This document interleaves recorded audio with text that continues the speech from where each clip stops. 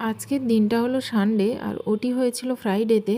আর এখন মা একটু উঠতে বসতে পারছে, একটু হাঁটাচলাও করতে পারছে, কিন্তু কি বলো তো, ভাবতে পারছে না ঠিক করে। তাই জন্য এখন মাকে লাঞ্চ দিয়েছে। লাঞ্চে ভাত দেয়নি যদিও, বা বিস্কুট আর মুড়ি দিয়েছে, ওইটাই আমি মাকে ভালোভাবে জলের সাথে মাখিয়ে খাইয়ে দিচ্ছিলাম। তবে ওখানে আমি বৃহস্পতিবার দিন বিকেল থেকেই ছিলাম।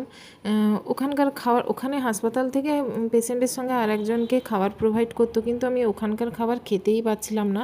আমিও নিজে যেন একটু অসুস্থ হয়ে গেছিলাম।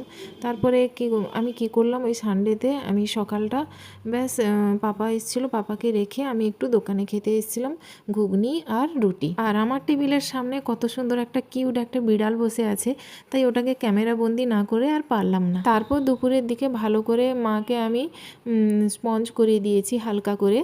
আর আগের দিন বৌদিও এসেছিলো 2-3 ঘন্টার জন্য, তাই জন্য আমি একটু বাড়ি যেতে পারছিলাম। আর আজকে সানডেতে আমি খেতে পাচ্ছিলাম না বলে হাসপাতালের খাবার বৌদি কী করেছে, পাপার হাতে রান্না করে আমার জন্য পাঠিয়ে দিয়েছে। আর এখন বাজে প্রায় বিকেল 5টা।